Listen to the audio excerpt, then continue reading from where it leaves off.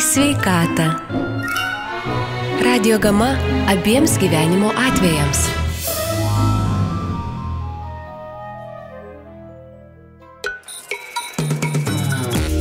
Kad važiavimas dviračiu gražina odą, kad ir pykti reikia mokėti, kad sveika yra žinoti. Eteryje laidelės sveika žinoti.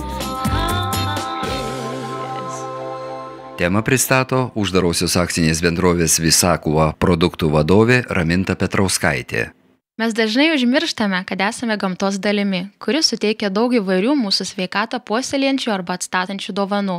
Žmogus, norėdamas išlikti sveikas ir gyventi džiaugsme, turėtų pirmiausia rinktis tas priemonės, kurios yra pateiktos pačios gamtos. Viena jų – mumijo.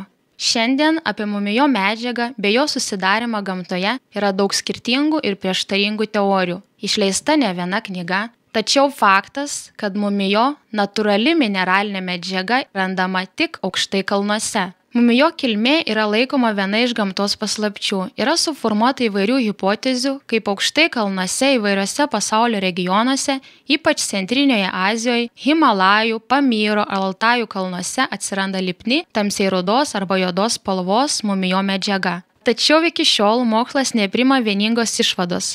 Labiausiai stebina tai, kad mumijo mėginiai paimti įvairiuose regionuose pasižymi panašia sudėtimi ir tik nežymiai skiriasi santykinė įvairių komponentų dalis. Jas sudaro 70–85 mineralai ir mikroelementai, amino rūgštys, B grupės vitaminai K ir A bei kitos veikliosios medžiagos. Būtent tokia elementų gausa ir būtent tokiame junginyje ir lemia platų mumijo sveikatinantį poveikį.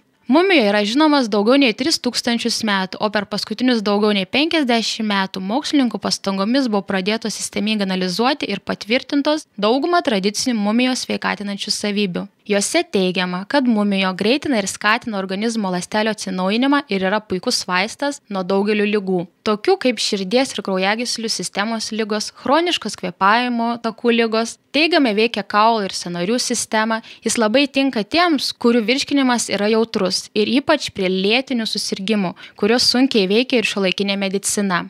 Mumijo – natūrali gamtos dovana brangiausia mūsų turtui sveikatai. Tačiau rūpindamiesi savo sveikata neužmirškite ir fizinio aktyvumo, sveikos mitybos, režimo laikymosi, pakankamo kiekio vandens ir grūdinimosi.